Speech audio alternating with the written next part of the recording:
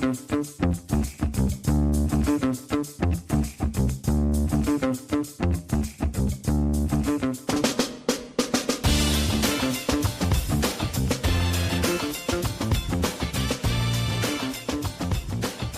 back to a new episode of Podcast on the Brink, Friday, February 21st.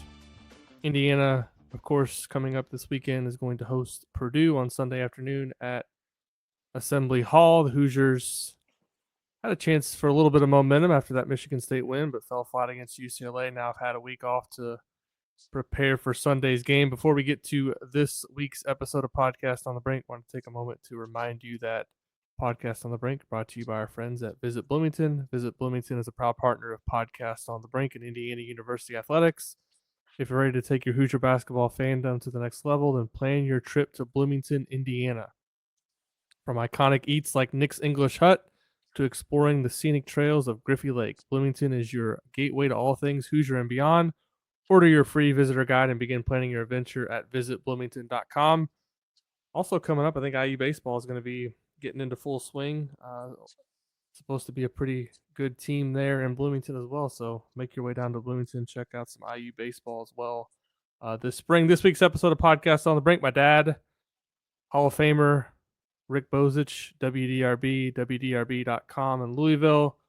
He's covered Indiana basketball for as long as anybody I know at this point.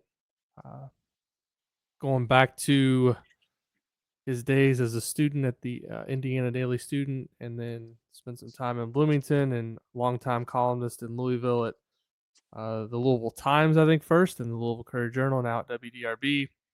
So has a great perspective on IU basketball. And we had a podcast that I was looking back at the numbers for it back in late December. I'm pretty sure you remember we kind of talked about the state of IU basketball. I think it was the most downloaded podcast we've had in the last year or so. Definitely the most watched on YouTube, where we just kind of talked about the direction of the program, everything with Mike Woodson. And at that point, I don't think either one of us had a full understanding of kind of what was going to unfold. But just what's been your reaction to maybe since we recorded that show? And I think we kind of both gave our feelings on this wasn't working with Mike Woodson, and Indiana probably needed to go in a different direction. And I think the record so far this year in Big Ten play, the last couple of months, has kind of shown that. But just how everything's played out, has it surprised you at all? How the season has gone in terms of the wins and losses, and then just the way that Indiana went about separating for Mike Woodson? Yeah, it surprised me the way the record's gone, because they're a better team than what their record is. They should have more wins. They should be firmly in the NCAA tournament instead of just outside the bubble. They shouldn't have gotten blown out as many times as they have. And they shouldn't be in the end of February and still sort of tinkering around with the lineup and trying to figure out what the best group is to play. But been the story really of the last couple of years, and it's why they're in the state they're in terms of what's happened. I think it was absolutely the right call. I think for a variety of reasons. One would be the inconsistency of play and lack of the kind of success that Indiana basketball aspires to have on a consistent basis. Two, because of the resources they put into it this year to get this team right and it not working. And three, because Mike Woodson lost the fan base. And once you get to a certain point on losing the fan base, you're not going to get it back. And we all know what happened in terms of the boos at the Illinois game and the other grumbling that we've seen. And after they lost those couple of games and were coming home to face Dusty May, PR-wise, it really was the only decision they could make. And that was evidenced by the tone of the statement. 5 paragraphs or whatever it was. It was mainly a pep talk to IU fans saying, "We understand you're disappointed and annoyed. We're annoyed too, but please do the right thing and back this coach the rest of the way," without any kind of a statement from Mike Woodson, which is a whole nother story. So you wrote it, I think, at one point that some people may have been confused by it, but you wrote the Louisville game in many ways was kind of the knockout blow for this season. Why did you think that was? And because there obviously at that point there was a lot of seasons still to play. But was that more based on just kind of it was a foreshadowing of what was to come, how unprepared and how uncompetitive they really looked in that game? It was their first, I guess, real major test away from Assembly Hall this season, and they failed miserably. Yeah, I mean, let's be honest. Last year they had the same problem of not being competitive in a number of games. They got blown out by UConn. They got blown out by Auburn. They got blown out in the very last game of the year by Nebraska when Mike Woodson got ejected and didn't even finish the game. There was a lot of a call for a change last season. For whatever reasons, it didn't happen. And the marketing or PR spin was, let's run it back. Not my words. One more year. Let's spend $5 million in the portal. We're going to get really good players. And according to the rankings, they did get good players. And let's see how it goes. As the season approached, a lot of people were very critical of the schedule, saying they didn't schedule themselves a difficult or enough of a mixture of quad one games and other games to really give themselves an opportunity to win some games in the non-conference. So they didn't put it all into the Big Ten and what they had to do.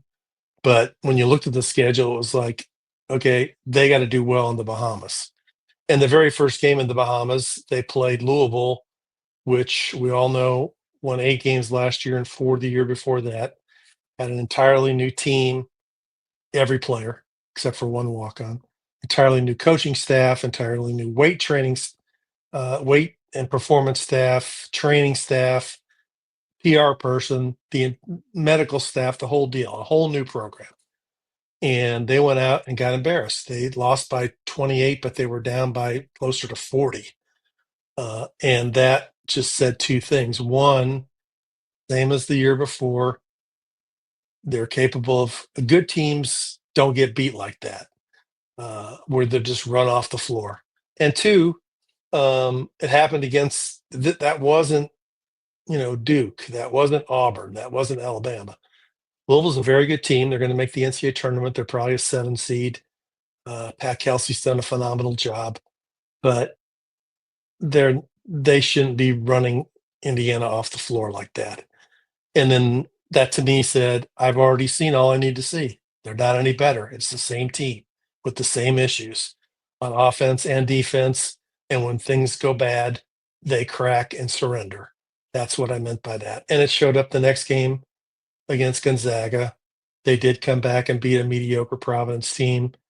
But then they got in the Big Ten and lost again to Nebraska. And we all know what's happened. They got blown out by Illinois and couldn't beat Maryland.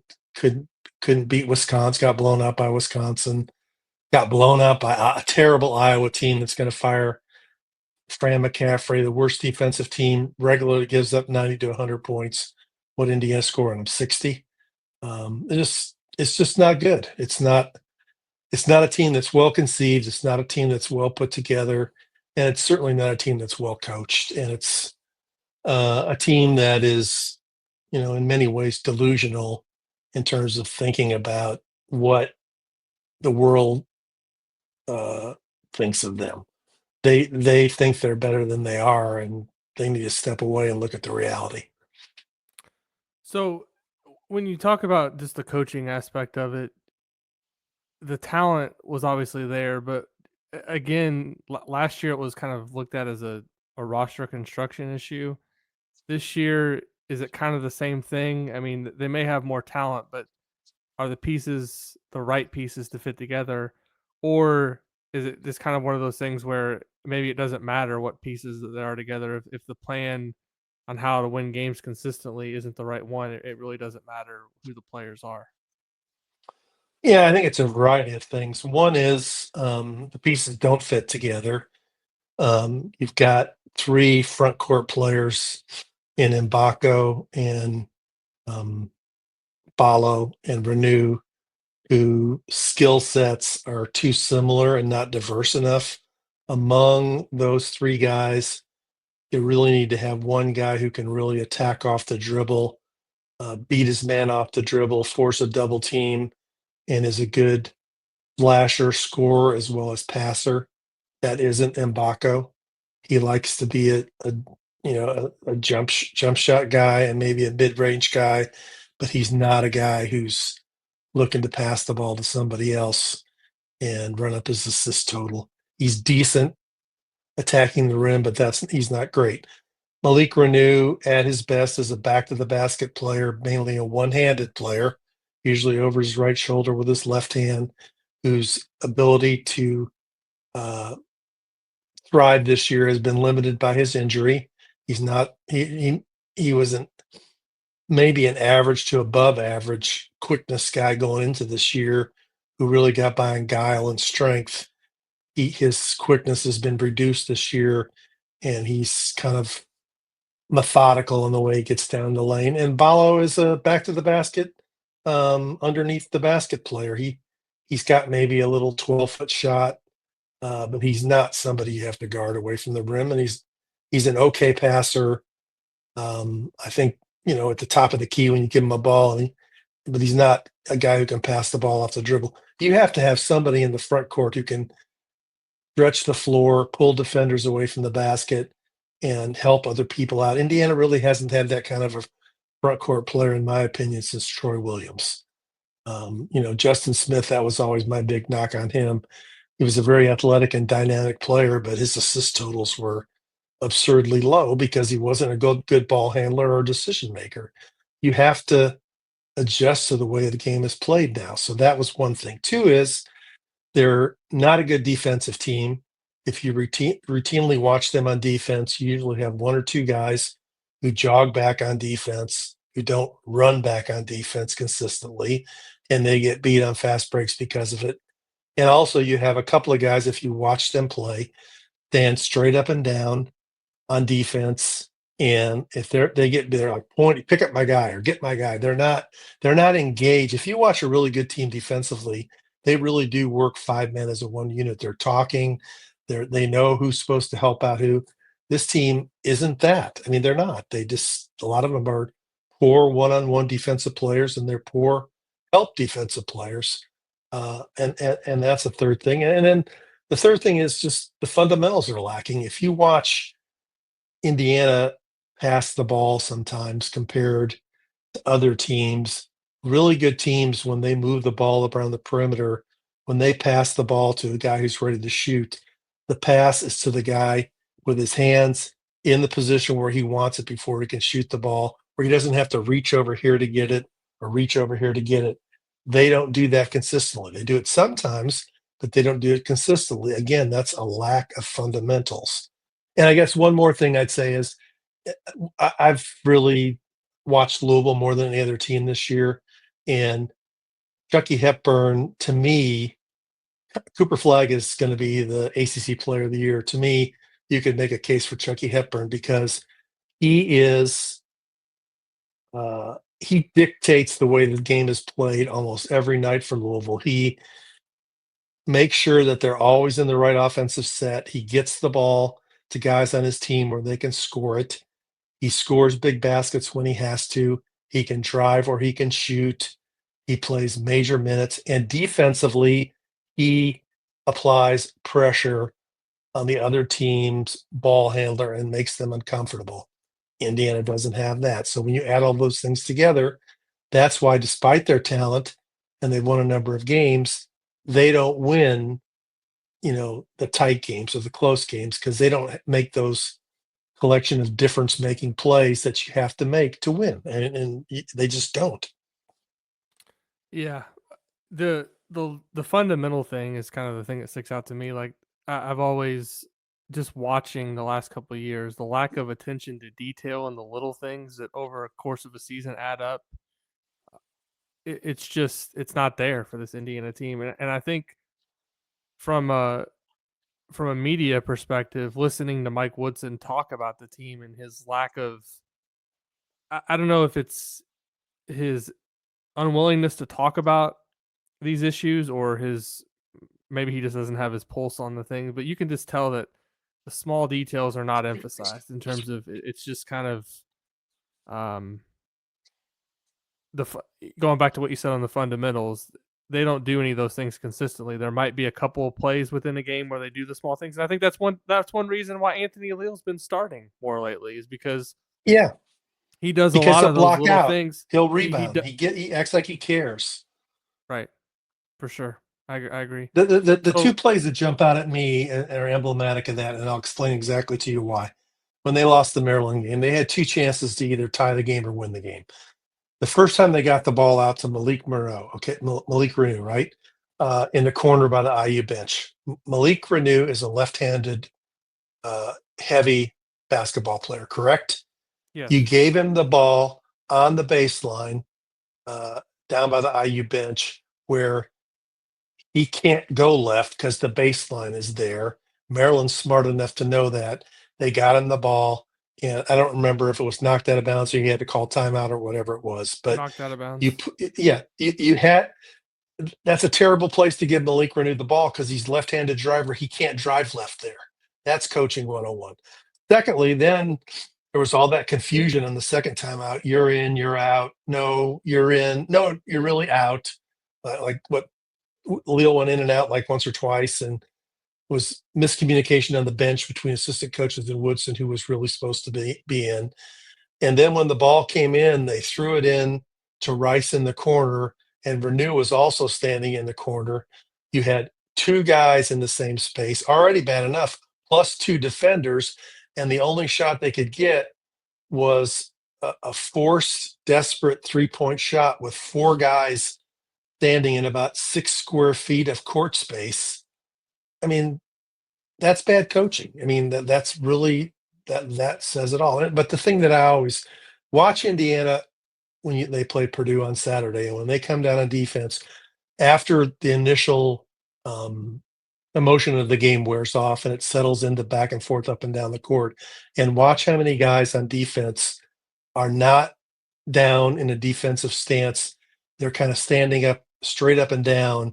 And maybe then if the guy comes in their area, they get in a defensive stance, but they're kind of resting or taking it easy on defense. They'll be at least 2 out of 5, I guarantee you. And you watch good teams, that's not how they play defense. Yeah, you watch some SEC games with a little regularity, and you'll see a completely different level of effort and defensive mentality. Just go down the list of some of those teams at the top of the SEC, and even some of the teams at the top of the Big Ten. Maybe not as good as the SEC teams, but the teams that are winning consistently are doing those little things, and like you talked about, on a consistent basis, and that's why they're winning more regularly. It's not for a lack of talent, but if everyone's not working towards the same goal and you have two or three guys who are not doing the little things, it's hard to overcome that and win games. I want to switch a little bit to the ongoing coaching search. There's not a whole lot of information obviously at this point. We're I think a couple weeks in. It's a little bit unique in that Indiana's moving on from Mike Woodson, but he's still coaching the team. So in the background of the season finishing, there's an effort being made by obviously Scott Dolson to, I believe, start to vet candidates and probably doing a lot of back channeling, talking to agents, seeing kind of what could be available. Is there any advantage from an IU standpoint of having this out there now that he's not going to be back so that they can do this research in the background, or he could have been, I guess Dolson could have been doing this anyway, but does it make the job maybe a little bit easier to fill, or give you a head start when you know that the position is going to be open with what, a little less than a month to go probably until we start hearing some more firm information? Teams are probably going to have to start losing in the tournament before we know for sure what's going to happen. Yeah, I think the tournament, well, the real part of the tournament after the playing game starts 4 weeks from yesterday. So by the end of 4 weeks from this weekend, we'll have 48 teams knocked out, 16 teams left. Yeah, there's an advantage because you've had time for your search firm, and they've hired Turnkey, which is the same group that did the Signetti search and is probably the most well-respected search firm in the country that not only does sports searches, but they do executive searches and all different kinds of corporations and endeavors to get the word out through their back channels, which they go through many years of talking to agents of like, okay, is your guy really interested or not? And if he is interested, what's he looking for? And what would it take to get him there so they can come back to Scott Dolson at some point in a few weeks and say, these are the guys that I think would be interested, and also do the due diligence on some of these guys on these are the pluses and these are the things that you might have issues with. You have to decide whether you're comfortable with these things or not. Um, but yeah, I mean, I think they did the right decision from that standpoint because it gives them a head start in the search. It makes it hard for the fan base and for media people because there's so much dead time to fill, and nobody likes dead time. So people have to come up with stories and hot lists and rearranged hot lists and quotes from Celtics presidents and all that stuff to sort of fill the dead air time. But it's the right thing to do, and people are just going to have to be patient because I don't think we're going to know anything at all of any substance for 3 or 4 weeks. I mean, as we get closer to the tournament, it's going to get a little bit uncomfortable for some coaches because they're going to be asked about the Indiana job, I think, at different places, just like the last two coaches who've come into Assembly Hall, Dusty May and Mick Cronin, have been asked about it, but they both handled it really well. So we're just going to have to sit, and everybody's going to come up with their list and argue about it and say who would you like and who do you don't like and who needs to be um, moved up the list. And I'm still waiting for a real true dark horse to emerge. It's just some off the wall coach because um, most of the names I read everywhere are the same names. Yeah. Do you think that could come from a situation where there's a coach who's worried about rev share and NIL at their particular school maybe going down or being a challenge going forward with football, and look at the Indiana situation and say, hey, this is a school that I know is going to put the resources in to give me a chance to be successful. And I'm not trying to insinuate any particular names, but I'm just kind of curious, when you say dark horse, what what do you think? What comes to mind there? And do you think that could be maybe a characteristic of someone that could be looking to get out of a situation where they think going forward it's going to be tougher to get resources for their program? I think two things. I think one, it would be a coach from outside the Big Ten of the SEC, because those two leagues have so much more money than the other schools that they have greater resources. You could have a coach in one of those leagues, in the Big 12 especially, where that's a dog eat dog league that's really competitive. And until this year was the best league in college basketball, where a coach could say, it's going to get harder and harder to win in this league against everybody else because I don't have the resources other schools have. Or the second thing, it's going to be with a coach with an ego who says, uh, that's a premier job in college basketball. And nobody's won there since Bob Knight.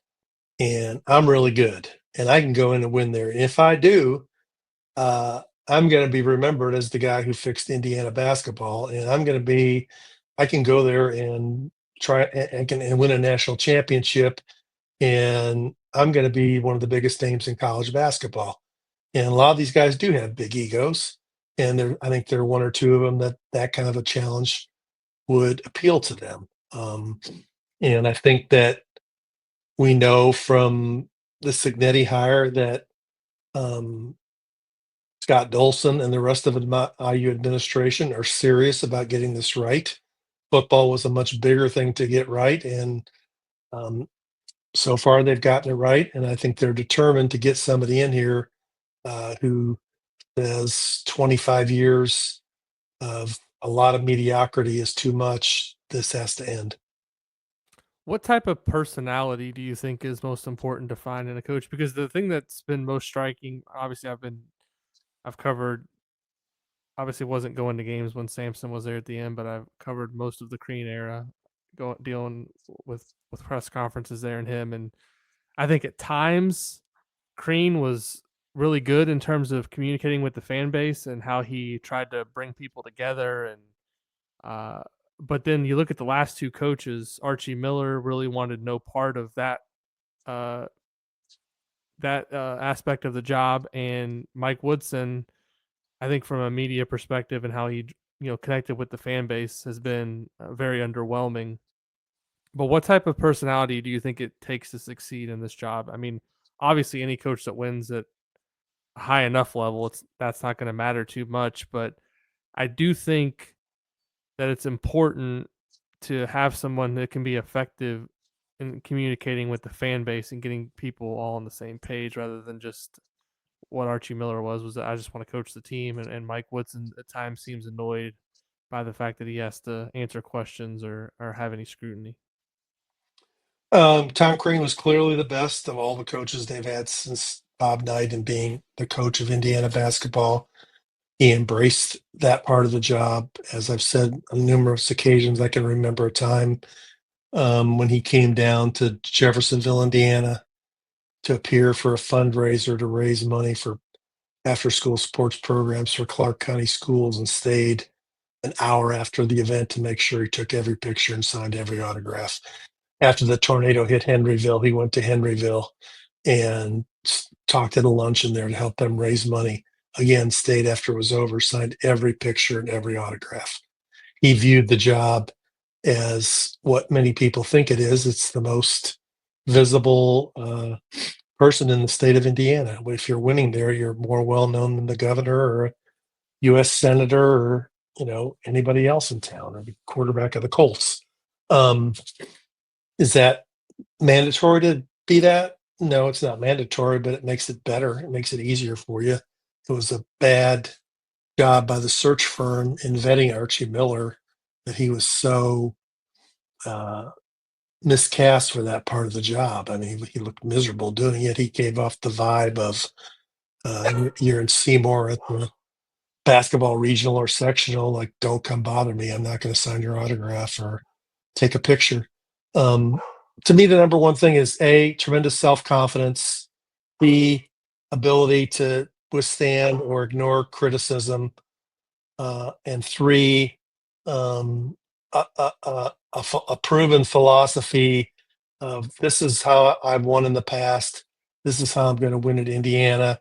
This is why it works, and that's who I am. Those are the things that, and the fourth thing I'd say is, and I've read a number of so many different stories about this, is I think to really get the kind of coach they need to have somebody who's proven at wherever he has been that he's capable of taking that particular job to levels that nobody else has taken it to. I guess what I mean by that is that would differentiate somebody like, and I'm not advocating for Scott Drew, but what Scott Drew has done at Baylor goes, he did something nobody else has done. He took over a terrible program with no basketball tradition, pretty quickly made it an NCAA tournament team, made it a sustained NCAA tournament team, won an NCAA championship, and has been really good. Whereas by contrast, Mick Cronin, who I know Mick Cronin, I like Mick Cronin, but he took over a bad job at Cincinnati where people were upset that Bob Huggins was fired, but what he did at Cincinnati wasn't as good as what Bob Huggins did at Cincinnati. And what he's done at UCLA hasn't been any better than what Steve Alford's done at UCLA. So you need somebody, in my opinion, who's shown that at a previous job, they've done something at one of those previous jobs that other coaches haven't done, because that's what Indiana's looking for. They're just not looking for, a guy who can come in and be good. They need to get a guy who can come in and take his place and make Indiana what Purdue and Michigan State and Wisconsin are, which are perennial contenders in the Big Ten. Obviously, a name that's going to come up a lot is Dusty May, the job he's doing at Michigan this season.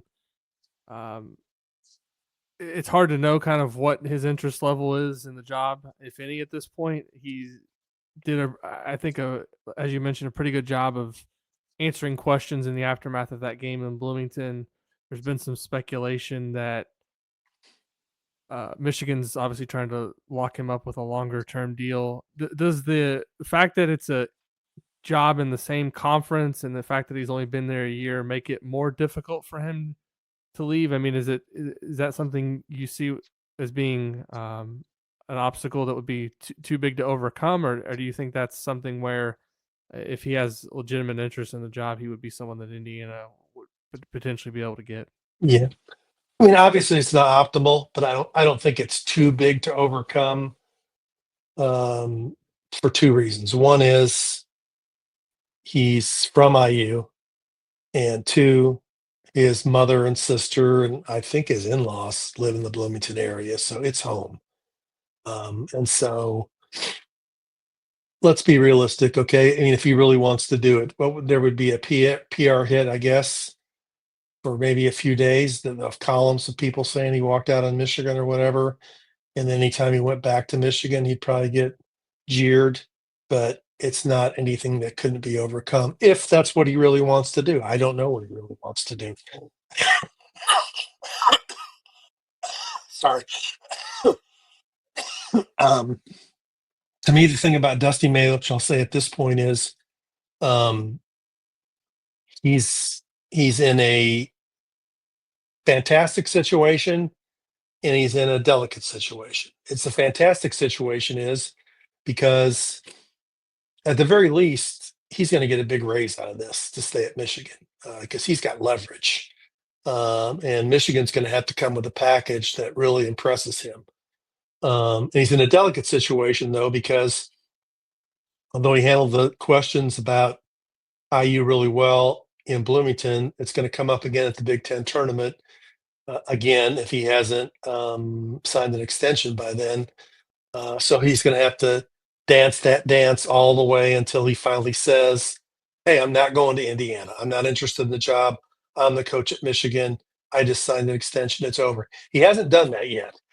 Maybe he's still negotiating to try and get more money out of Michigan or extended contract or whatever. But Michigan and Dusty May have already had plenty of time to put an end to this, and it hasn't happened yet. So I still think Dusty May is a candidate in Indiana, and I think that for that reason, and I think it for the second reason is, and I know some people, I think Greg Doyle or somebody wrote uh, something from one of Dusty's friends saying like, whoever said it was his dream job. I mean, from what I know, is his dream job, and if he doesn't do it this time, he may never get it. And if he really wants to be the coach at IU, this is his chance, in my opinion. And it's not going to be a fun 3 or 4 or 5 weeks to get there, but in my opinion, if he really wants the job at IU, in my opinion, it's his job to go after or to have. But we'll see whether he wants to. Who are some other names that you think could potentially be good hires? Obviously, we thought Archie Miller was a good hire. I think it was a little bit more of a mixed bag on Mike Woodson. There was a lot of people who thought, why are you hiring a guy that's never coached in college? He's an assistant coach with the Knicks. Who else would be looking at him? But I think in that cycle, you look back at Archie Miller, it was Chris Holtman, Archie Miller, and Brad Underwood. I think most people would have probably ranked Archie and Holtman over Underwood, and now 8 years later, Brad Underwood clearly the best of the three. So it's not a perfect science, but you've digested a lot of these different hot boards. You've seen them obviously on Inside the Hall. Other websites have written about it. Who, not asking you for like a specific name, but is there anyone that kind of stands out as someone that you think would be maybe a good fit or a good hire for Indiana if they were able to land them? Yeah, I'll just go down some of the names. I mean, McDermott, I give him a B minus. He's been a good coach at Creighton. He hadn't been unbelievable coach. Like he's in the Big East, but he's not like winning the Big East. Seems to have a lot of players that leave every year in the portal. And he was at Iowa State and failed.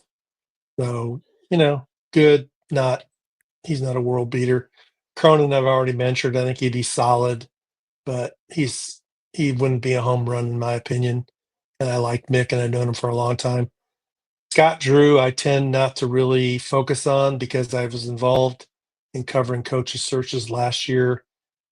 He really never showed any interest at all in Louisville, other than having a conversation. I think his agent had a conversation with U of L, and despite a very strong relationship with Kentucky athletic director Mitch Barnhart, he sent his family to tour Lexington for a day.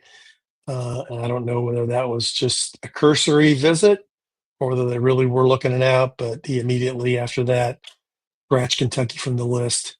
He's been at Baylor now for so long. That's his program. They're probably going to name the arena or the court after him at some point. I don't see him leaving. I've heard people saying he's from Indiana. He's not really from. He's from the state of Indiana, but he's not from Indiana. He's from Valpo, which is the opposite end of the state. He played at Butler. He doesn't really have a strong IU pedigree in any way. Brad Brownell, interesting name, solid coach, but he's been at Clemson for 15 years and he's never really done anything extraordinary. I mean, he's been on the hot seat there several times. His career's been better the last couple of years. Some people think it's improved since NIL's leveled the playing field and allowed Clemson to get some better players.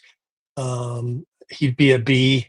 He's not I don't think he's a home run hire in any way. He'd be fine. Buzz Williams, I kind of like. He's did well at Marquette. He did better than most anybody does at Virginia Tech, and he's done better than a lot of people do at Texas A&M. Has he done elite stuff? No, he's got to the Elite Eight once, but he hasn't really had Mercedes type jobs. The question a lot of people have about Buzz is wherever he goes after about 5 or 6 years, he kind of wears out his welcome, or things don't go as smoothly as they do in the early years. So Is that I a don't know. personality thing, or? Yeah, Buzz. I like Buzz, but he's a little different. He's very intense. He's a good coach. I think he's very structure oriented. Yeah, I'd say that's it. Maybe he just hasn't found the right mix. He's a Texas guy though, so I don't know if he would leave Texas A&M. He's got 4 kids. He's from Texas. Is he going to pick up his life in his mid-50s and move to Bloomington? What more is IU going to give him that Texas A&M gives a Texas guy? Chris Collins, after beating Ohio State last night, moves to the top of the list. No, I'm just kidding. He's a good sleeper pick. I know a lot of people would groan. I know a lot of people would be unhappy with it, but he's done things at Northwestern that nobody else has done, and that means just even going to the NCAA tournament and winning a couple of games, and that's nothing to really dismiss. He's got a good personality. He knows the lay of the land in terms of the Big Ten and the Midwest. He's got the Coach K pedigree. He's always talked very respectfully of Indiana basketball. I think he's a solid dark horse pick, and I know people are going to grumble about that. Ben McCollum's the wild card. I remember mentioning for Iowa because McCaffrey might not make it to the end of the year. He's done things nobody's done, but he's done them at the Division II level. But he has followed it up this year by going, 25-3 or 25-4? I know they lost the other day at Drake. He's going to win the Missouri Valley in his first year, though. But that's a big step up in 2 years from Division II to Drake to IU, and recruiting a whole different level of players. And I think I saw, and you would know this better than me, on Ken Palm, that in terms of style of play, it's one of the slowest tempos in the country. Isn't that correct? Yes, it is. A very deliberate basketball style, which, it's okay. A lot of people aren't going to like that, but be a very fundamentally sound team. I don't know enough about his personality to know how he would handle the other part of the job. Byington, I think, is not really worth discussing. He's only been at Vanderbilt 1 year. Hadn't done that much there. Just because he coached at James Madison with Signetti, that's no reason to hire him. Grant McCaslin is a Texas guy. I don't really think he's going to come in. Will Wade is not a guy I think IU will touch because I know people say those rules that he broke aren't rules anymore, but they were rules when he broke them, and it shows a lack of ethics and character, in my opinion. Rick Pitino's not going to come. He loves New York City. He's 72 years old. And Chris Beard, that's the most difficult one to evaluate. Is just as a basketball coach, he'd probably be higher on the list. But the incident with his former fiance, what that cost him the job at Texas, as well as other things that coaches say in terms of his personality, makes me doubt that he would be a good fit with Scott Dolson, and probably not somebody that Indiana would want to take a chance on. Who am I overlooking? I mean, that's pretty much the list as far as I know.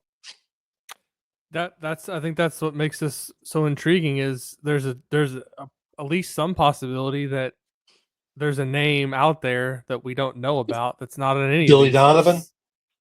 Well, I'm saying a sitting college coach that could be Okay. looking to move. Again, I don't want to speculate. I'm just saying these are all the names that everyone's throwing out, but who knows? I mean, you mentioned the Big 12 as a potential league where coaches could be looking to get out. So I would look down up and down that list. I mean, yeah, talked about Scott Drew a little bit. I'm not sure who else in that Otzelberger. list. I mean, I don't. It My was sense on interesting that Otzelberger is DeCourcy had him on right. at the top Yeah, spot on his list, and he mentioned his I mean, he's buyout a being really good maybe lower. coach. He's a really good coach. The reason I've always discounted Otzelberger is because I think he's from somewhere in that area, and his wife's a former Iowa State basketball star, and that seems like a pretty strong draw to stay where you're at. But you could argue in terms of, when you're making a list of the top jobs in the Big 12, Iowa State isn't one of them. It's Kansas, right? It's Arizona. It's, I don't know. Some of these other jobs are better than Iowa State. Might be the fourth or fifth best job. Houston's probably a better job. Kelvin Sampson certainly made it that way. BYU might be a better job with all the NIL. I don't know Otzelberger enough whether he would come or not. Do you think there's a chance that anybody that's outside coaching, like a Billy Donovan or a Tony Bennett, gets a look or make a run at either of those guys? I mean, Billy Donovan's been gone now from college basketball since what, 2015 or 16. Um, I think he is vulnerable to getting fired by the Bulls because he's really kind of settled into mediocrity at this point. But he was really sour on basketball recruiting when he left Florida to go to the NBA. So I don't know if his view has changed on that. And who was the other one you mentioned? Tony Bennett. Oh, no, I don't. Tony Bennett is sour on NIL just because you're going to come to Indiana and have more NIL than you would have at Virginia. Wouldn't be something that I think would appeal to him. And whether you believe it or not, a lot of people say that he's got still some leftover hard feelings between him and his father over the way his sister was dismissed as the IU women's basketball coach 20 years ago. Yeah, I agree with that. I mean, he was another one that was on DeCourcy's list, so that's why it kind of gave me a little bit of a pause just to look at him. Because, in fairness to Mike, he last year I remember when the Kentucky job opened, and I always bring this up when I have him on the show. Everyone threw out all these names for Kentucky, and his first list of Kentucky candidates, he had Mark Pope at the top, which is where they ended up. So he nailed that one. Not saying he's going to nail this one, but I do believe he has Otzelberger at the top of his Number list. one? He does, yeah. He did on his initial list. It's interesting. I mean, if I'm just looking here at the list of teams and just throwing out names, I mean, Dyer's not coming. Pearl's too old, and I don't think he'd be personality-wise a good fit with Dolson. Huge ego. Kelvin Sampson's not coming. Todd Golden has background issues. Rick Barnes is too old. Nate Oates' buyout's too big. I mean, would Greg Gard leave and come to Indiana? There's a wild card. How's that one? He's a good coach. McCaslin, I don't see coming. Otzelberger, Fuse never left Gonzaga. Tommy Lloyd, I don't know. There's a name I've heard at times. Galen Clavio's made a big push for Matt Painter. No, it was tongue in cheek, but I thought it was hilarious. Offer him $10 million. See what he says, right? Yeah. Dennis Gates. I mean, there's one for you, but he's got it rolling at Missouri. Kevin Willard is a Patino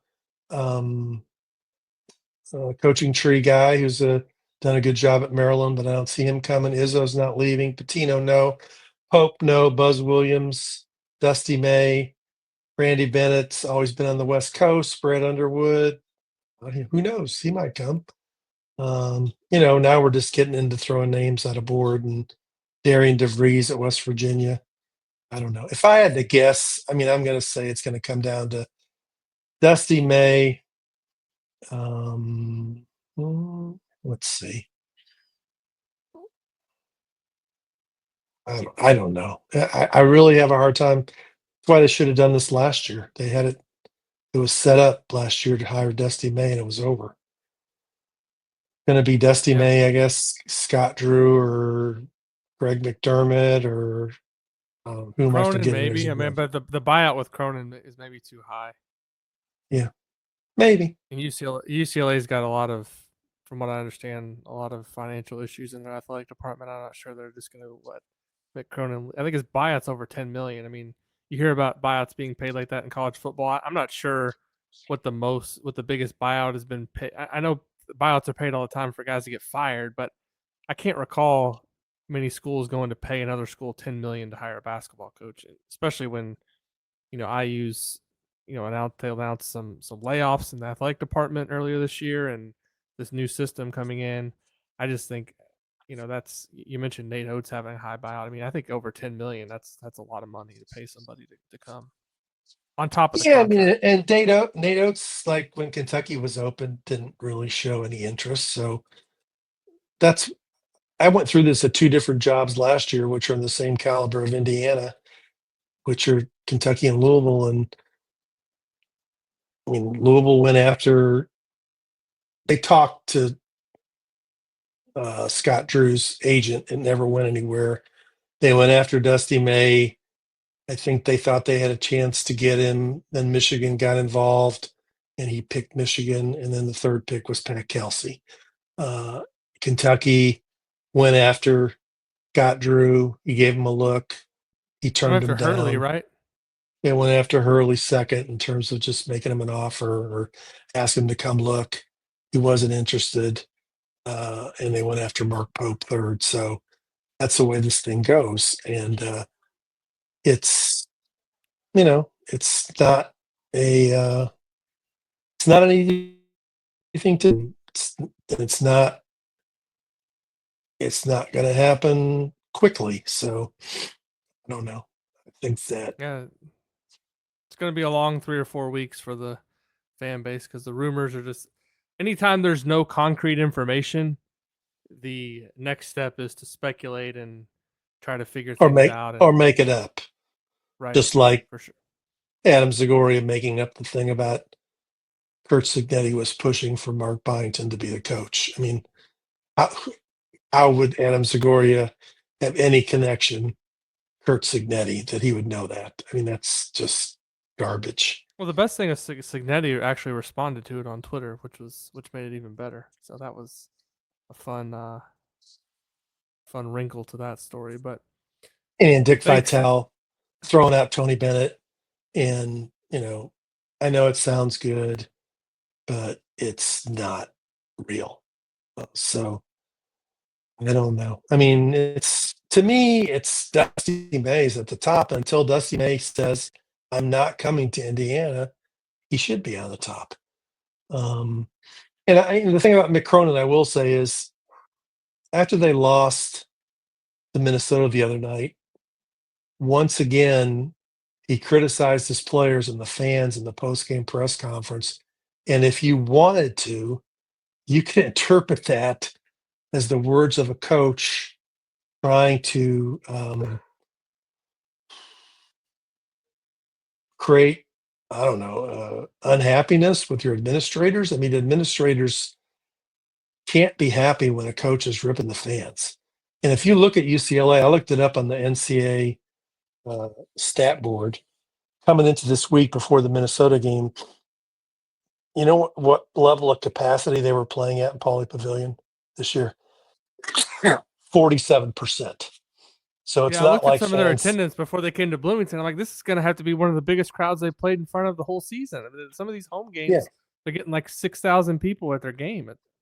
Like that. For That's for bad. the season, they're filling 47% of Pauley Pavilion, which is only, I think, a 12 or 13,000 seat arena. So it's not like UCLA fans are gaga about Mick Cronin. So What does that mean? I mean, I guess that would mean that maybe UCLA would say, yeah, we can cut a deal on this buyout. Okay, Poly Pavilion is 13,800. And that's all just speculation on my part, but he's ripped his players 2 or 3 times. And then Jay Billis ripped him, and then he kind of sarcastically responded to Jay Billis. So the two parts about that are interesting is one, it's not the kind of stuff a coach continuously says if he's really happy where he's at. And two is makes me wonder how. I'm not sure how those kind of comments would go over at IU because his personality is not going to change when it comes to IU if he came to IU. Yeah, for sure. Well, thanks for making the Okay, time to come on. Really appreciate it. Check you're out welcome. check out my dad's work over at wdrb.com. Follow him on X at Rick Bozich. And as for Podcast on the Brink, we will be back next week with another episode. Not sure on which day yet. If you enjoy the show, please leave us a rating and a review over on Apple Podcasts. Leave us a 5-star rating over on Spotify. Those help us to continue to grow the reach of the show. Maybe somebody that hasn't listened to us before finds us as a result of your review or your rating. Appreciate it. And we'll be back soon with another episode of Podcast on the Brink.